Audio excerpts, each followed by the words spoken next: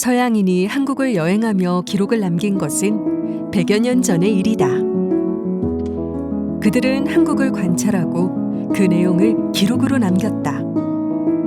당시 관찰 기록에는 한국을 은둔의 왕국으로 묘사하며 불합리한 계급사회, 미미한 여성인권, 형편없는 위생관념 등을 언급하였다.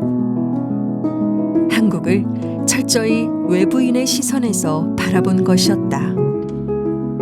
100여 년이 지난 지금, 급격한 세계화의 흐름 속에서 다양한 인종과 국적의 사람들이 한국을 찾고 있다. 그리고 변화하는 한국의 하루하루를 기록하는 이들이 있다.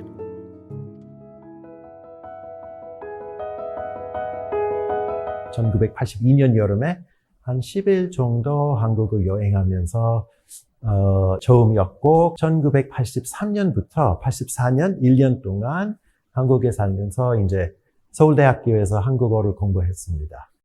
당시 생각하면은 주로 올림픽 하는 어떤 미래지향적인 나라이면서도 독재 정권이 있었다, 이런 이미지 있었죠, 80년대 초에.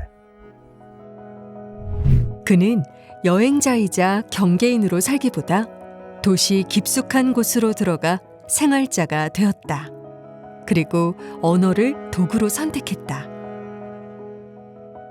한글에 대한 관심은 이제 간판을 통해서 이렇게 조금 뭔가 기록하고 싶은 그런 마음이 있었고, 간판은 그 시대성 이렇게 담아 있고, 그리고 간판은 또 건물하고 또 그 이제 붙어 있죠. 그래서 간판 찍으면 그 주변의 건물의 분위기라든가 도시 풍경을 기록하는 그런 행위이기도 하기 때문에 개인적으로는 관심이 많습니다.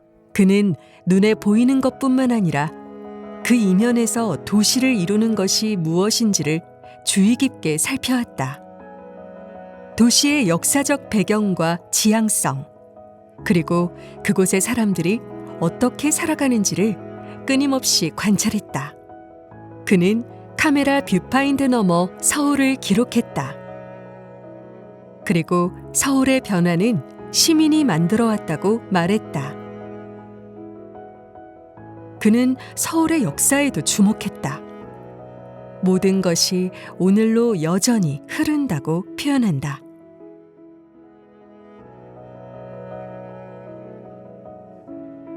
지금도 서울의 오래된 골목을 거닐며 희망의 거친 힘을 느끼곤 한다. 지금 그는 한국에서 향수를 느낀다.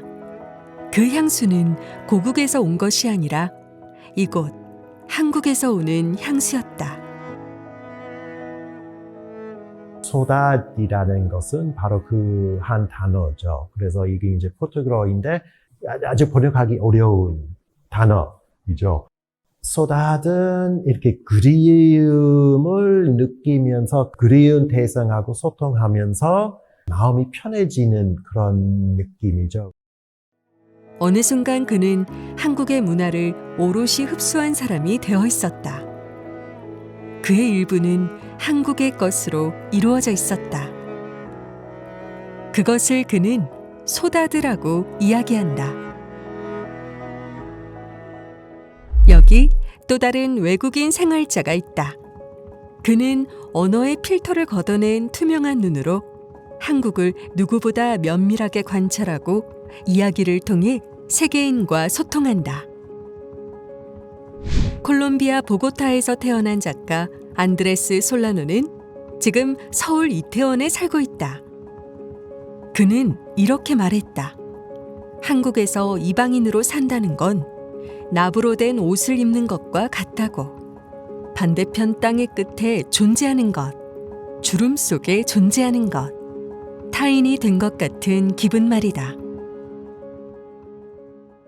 En mis novelas y cuentos siempre me ha interesado la figura del espía, el impostor o el doble. Quizás porque un escritor es precisamente eso, alguien que lleva una doble vida. Vivir en Corea en ese sentido ha sido mi experimento literario más extremo. Vivir una versión diferente de mi propia vida en un país tan alejado al mío y escribir sobre ella me ha permitido conocer mis propios límites. significa no tener una sola vida, significa tener múltiples vidas a la vez. De nuevo, ese es el sueño y la tarea de cualquier escritor, existir de muchas formas. Quizás solo así se puede llegar a entender un poco el sentido de nuestra existencia.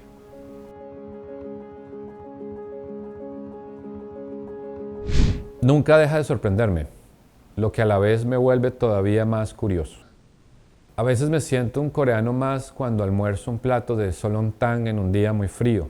Otras veces me aterra descubrir que soy el único extranjero en el metro.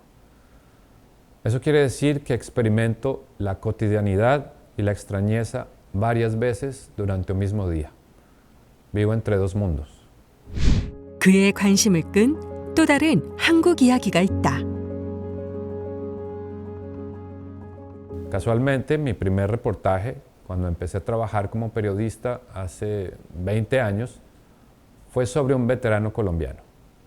Muchas cosas de las que me contó quedaron dándome vueltas en la cabeza.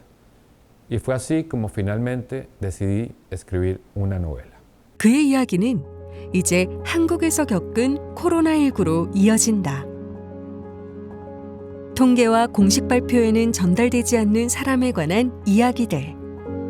그는 도시를 점령한 불안과 긴장감, 그 생생한 분위기를 하나하나 짚어낸다. 그는 2020년 가족을 만나기 위해 3년 만에 콜롬비아에 갔다. 하지만 동시에 서울에 있는 것들에 대해 생각했다. 서울을 떠나고 싶다는 생각이 문득 들 때면 이웃을 생각한다. 역시 떠날 수 없다. 그의 서울 생활은 계속되리라. 두 작가가 관찰한 서울. 100여 년 전 서양 여행자들의 기록과는 얼마나 달라진 것일까?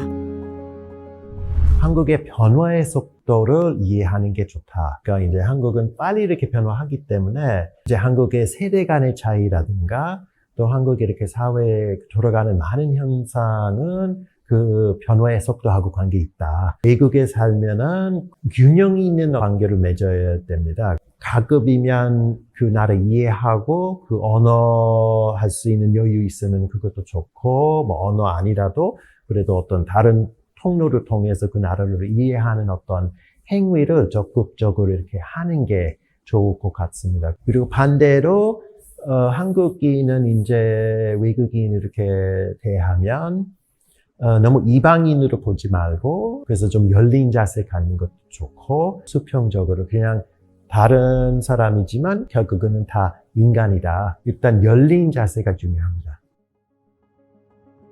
경계를 넘어 한국에서 삶을 기록하고 있는 이들. 그들과 함께 현대 한국의 초상이 그려지고 있는 것은 아닐까.